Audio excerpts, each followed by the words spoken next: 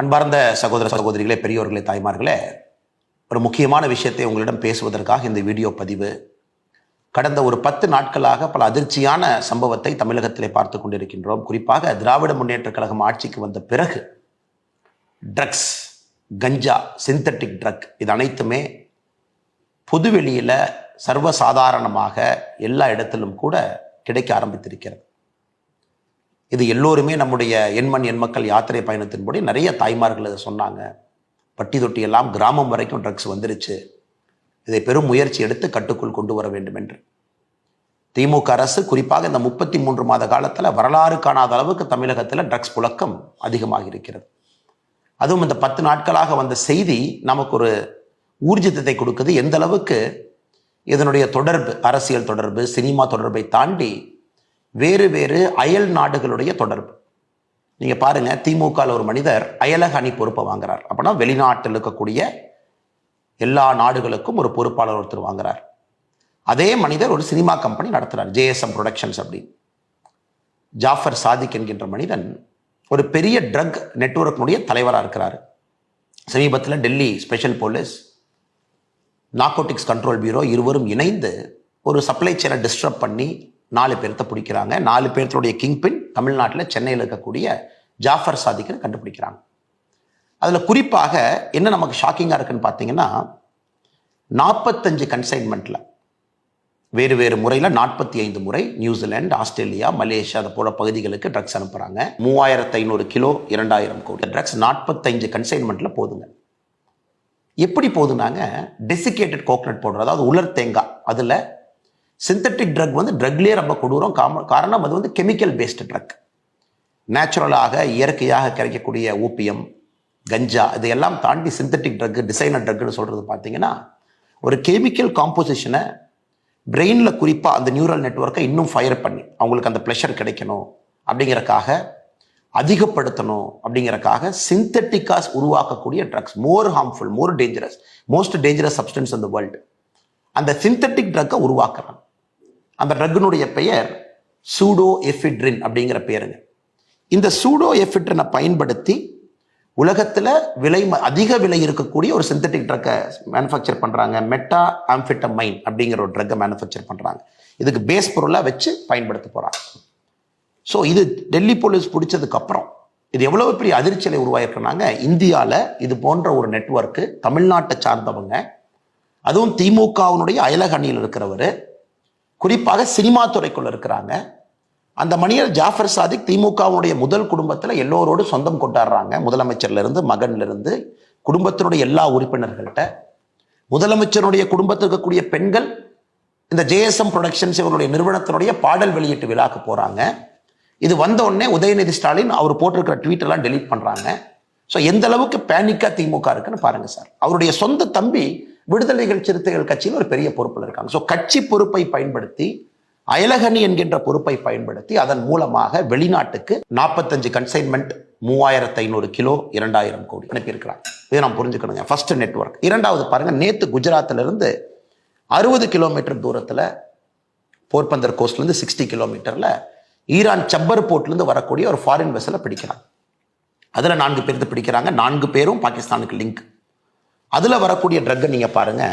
குறிப்பாக 3110 kilo hashish, 158 kilo meta amphetamine நாம் பேசணுங்க. அதாவது இந்த சூடோ எஃபிட்ரைனை பயன்படுத்தி சிந்தட்டிக் ட்ரக்லேயே விலை அதிகமாக இருக்கக்கூடிய மெட்டா ஆம்ஃபெட்டமைன் இங்கேயும் கிடைக்குது. 158 கிலோ. Heroin 24 kilo. இதனுடைய மதிப்பு மொத்தமாக பார்த்தீங்கன்னா, இது மொத்தமாக 3300 கிலோ. இதனுடைய மதிப்பு பாருங்க, இது பல ஆயிரம் கோடி, 1200 கோடி ரூபாய்க்கு கிட்டத்தட்ட இதுக்கான மதிப்பு. இதை பிடிக்கிறாங்க. எங்க கொண்டு போறீங்கன்னா, அந்த பிடிப்பட்டவர்கள் சொல்றாங்க இல்லைங்க, தமிழ்நாட்டில இருந்து ஒரு படகு இந்த கன்சைன்மெண்ட்டை வாங்கிட்டு போனோம் ஹைசியில, அதற்காக கொண்டு வந்திருக்கின்றோம், அந்த படகுக்காக வெயிட் பண்ணும்போது நீங்க எங்களை பிடிச்சிட்டீங்க. ஸோ நீங்க பாருங்க எந்த அளவுக்கு இன்னைக்கு இந்தியாவுடைய ட்ரக் சப்ளை செயின்ல நம்முடைய தமிழகம் இன்னைக்கு மையப்புள்ளியா இருக்கு. அதுவும் தமிழகத்தில் இருக்கக்கூடிய சில நபர்கள் எவ்வளவு பெரிய கெட்ட பேரை நம்முடைய மாநிலத்துக்கு வாங்கி கொடுக்குறாங்க. அதையெல்லாம் தாண்டி நம்முடைய குழந்தைகளை, நம்முடைய சகோதர சகோதரிகளை இது போன்ற ட்ரக்ஸுக்கு அடிமையாக்கி கொண்டிருக்கின்றார்கள். இதை நாம் உணர்ந்து கொள்ள வேண்டும். இது ஆர்ப்பாட்டம், போராட்டம் இதெல்லாம் ஒரு பக்கம் இருந்தாலும் கூட பாரதிய ஜனதா கட்சி தீர்வை விரும்புகின்றோம். எனக்கு ஆர்ப்பாட்டம் பண்ணி இவங்க என்ன செய்ய போறாங்க சார்? எத்தனை ஆர்ப்பாட்டம் பண்றது? பாரதிய ஜனதா கட்சி செய்யாத ஆர்ப்பாட்டங்கள் கிடையாது, செய்யாத போராட்டங்கள் கிடையாது. பட்டி தொட்டி எல்லாம் மக்கள்கிட்ட சொல்லியாச்சு. இன்னைக்கு இதை நாம கையில் எடுக்க வேண்டிய கட்டாயம் வந்து விட்டது என்று நாங்கள் நினைக்கின்றோம். அரசு செயலிழந்து நிற்கிறது. அரசில் இருக்கக்கூடிய நபர்களுக்கு இவர்கள் நண்பர்களாக இருக்கின்றார். இந்த ஜாஃபர் சாதிக்குங்கிற டிஜிபி கையில போய் ஒரு அவார்டு வாங்கிட்டு வர்றார். எப்படி போலீஸ் பிடிப்பாங்க? டிஜிபி கையில போய் பதக்கம் வாங்குற போட்டோ, எந்த போலீஸ்காரர் எந்த இன்ஸ்பெக்டர் சப் இன்ஸ்பெக்டர் வீட்டுக்கு போய் சார் நீங்க வாங்க. இன்னைக்கு பாருங்க என்சிபி நார்கோட்டிக்ஸ் கண்ட்ரோல் பியூரோ இந்த ஜாஃபர் சாதிக் தலைமறைவாக இருக்கக்கூடிய ஜாஃபர் சாதிக் உட்பட எல்லா பகுதியிலையும் ரைடு நடக்குது. அதுல நுங்கம்பாக்கத்தில் ஒரு இடத்துல ரைடு பண்றாங்க. ஒரு கொரியர் கம்பெனி, இந்த கொரியர் கம்பெனி தான் ட்ரக் சப்ளைக்கு பயன்படுத்துறாங்க தமிழ்நாட்டில் இருந்து. அந்த கொரியர் கம்பெனி யாருக்குன்னா திமுக சிற்றரசங்கர் ஒரு நபருக்கு சொந்தம், சஹாரா எக்ஸ்பிரஸ். இன்னைக்கு ஒரு தனியார் தொலைக்காட்சி நிறுவனம் அதை கவர் பண்ண போறாங்க. அந்த நிறுவனத்தினுடைய ஜேர்னலிஸ்ட் அடிச்சு ஒரு ஹாஸ்பிட்டல் அட்மிட் ஆயிருக்காரு. இப்ப நடந்திருக்குது. ஸோ இதெல்லாம் ஒட்டுமொத்தமாக பார்க்கும் பொழுது மிக தெளிவாக தெரிகிறது, அரசு இதை கட்டுப்படுத்தக்கூடிய நிலைமையில் அரசு இல்லை. இது அரசனுடைய கையை தாண்டி இது நிற்குது. ஒரு பெரிய பூதமாக ஆக்டோபஸா வளர்ந்து நிற்குது. Multinational connections, Australia, New Zealand, Malaysia, India முழுவதும் கொரியர் கம்பெனி, திமுகவுடைய அயலக அணி, அதில் ஒரு பொறுப்பாளர், சினிமா ப்ரொடக்ஷன் கம்பெனி, அதில் வந்து திமுகவுடைய முதல் குடும்பத்தினுடைய சம்பந்தம். உதயநிதி ஸ்டாலின் ட்வீட்டை டெலிட் பண்றாங்க. ஸோ எப்படி இவங்கனால நீங்க கண்ட்ரோல் பண்ண முடியும்னு நினைக்கிறீங்க? சத்த most dangerous money is drugs money. ஆப்கானிஸ்தானில் இருக்கக்கூடிய வார் பார்த்தீங்கன்னா ஹெரோயின் மணி ஃபியூல் பண்ணுச்சு. அதே போல இந்தியாவில் உலகத்தில் இருக்கக்கூடிய முக்கியமான ஹாட்ஸ்பாட்ஸ் எல்லாமே இந்த ஓபிஎம் கல்டிவேஷன், ட்ரக் ஸ்மக்லிங், இதிலிருந்து வரக்கூடிய பணம் அடுத்து ஆர்ம்ஸ் டிராஃபிக்கிங் போகும். அதை வைத்து இன்சர்ஜென்ட்ஸ் குரூப் சண்டை போடுவாங்க. ஸோ உலகம் முழுவதும் நீங்கள் பேட்டர்ன் பார்த்தீங்கன்னா இந்த ட்ரக்கிலிருந்து வரக்கூடிய ஈஸி மணி தான் உலகத்தையே கெடுத்து கொண்டிருக்கிறது.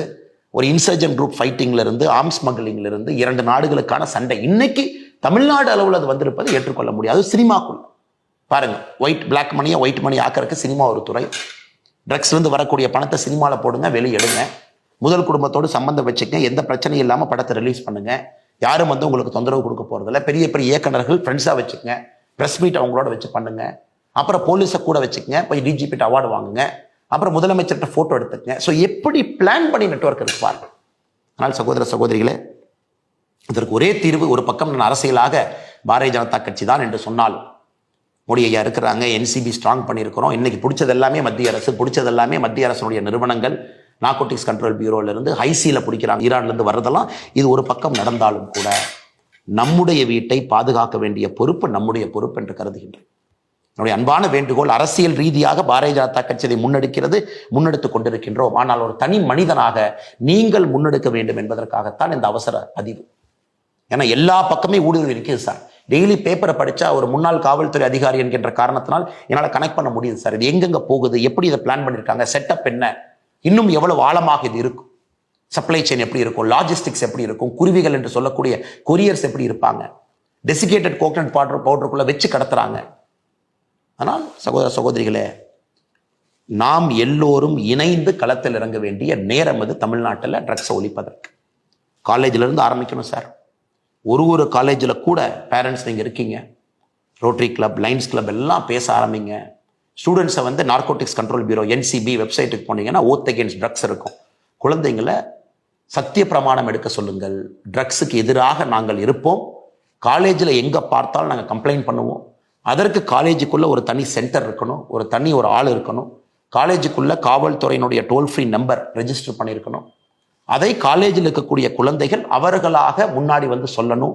அதற்கான கான்ஃபிடன்ஸ் அந்த குழந்தைகளுக்கு நம்ம கொடுக்கணும். அதுக்கு கம்ப்ளைண்ட் பாக்ஸாக இருக்கலாம், அனானிமஸாக கம்ப்ளைண்ட் உள்ள ட்ராப் பண்ணலாம். காலேஜுக்கு பக்கத்தில் இருக்கக்கூடிய பெட்டி கடைகள், காலேஜ்லேருந்து 1 கிலோமீட்டர் 5 கிலோமீட்டருக்குள்ள இருக்கக்கூடிய முக்கியமான பெட்டி கடைகள், அங்கே தான் அதிகமாக அது பார்த்தீங்கன்னா வெளியே வரும், சைடில் போகும், சின்ன சின்ன கடைகள் இருக்கும். அதை காவல்துறை கண்காணிப்பார்கள் என்று நம்புகின்றோம். ஆனால் மாநில அரசு செயலிழந்து நிற்குது. அதையெல்லாம் வாட்ச் பண்ணணும். காலேஜுக்குள்ள யாராவது ஒரு குழந்தைகள் 4 ஆண்டு 5 ஆண்டு அதிகமாக படிக்கிறாங்க.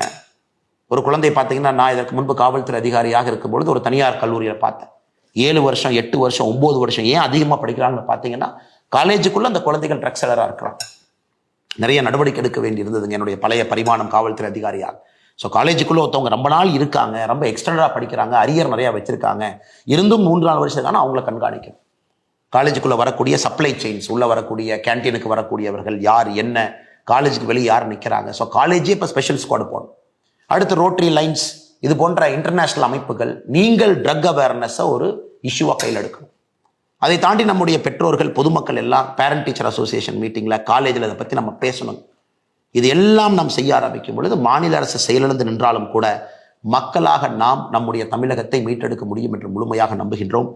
தொடர்ந்து இது போன்ற செய்தி உங்கள்கிட்ட சொல்றேன். ஏன்னா மீடியாவில் இந்த அளவுக்கு வரலீங்க சார். இதனுடைய ரிப்பர்கஷன் என்ன, பரிமாணம் என்ன, எப்படி மூவி ப்ரொடக்ஷன் ஒரு பக்கம், எப்படி அயலகணி ஒரு பக்கம், எப்படி அயல்நாட்டுக்கு கடத்துறாங்க, எந்த நெட்வொர்க் இருக்கு.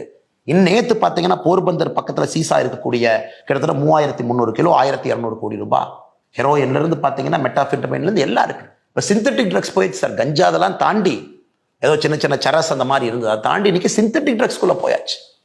அது பார்த்தீங்கன்னா உங்க நியூரல் நெட்வொர்க்கை கம்ப்ளீட்டா மாற்றி ஒரு ஜென்ரேஷனையும் அழிச்சிடும். வருங்கால தலைமுறையே இருக்காது என்கின்ற அளவுக்கு இந்த ட்ரக்ஸ் தமிழகத்திலே கொடூரமாக, இந்த உட்சா பஞ்சாப்லாம் படம் பார்த்துருக்குறோங்க. இன்னைக்கு தமிழகத்தில் அது நடப்பது ஏற்றுக்கொள்ள முடியாது. திமுக மௌனம் காட்பது சுத்தமாக ஏற்றுக்கொள்ள முடியாது. நார்கோட்டிக்ஸ் கண்ட்ரோல் பியூரோ அதிகாரிகள் தமிழகம் முழுவதும் சோதனை ஏற்றுக்கிட்டு இருக்கிறாங்க. பத்திரிகையாளர்களை திமுக அடிப்பதும் ஏற்றுக்கொள்ள முடியாது.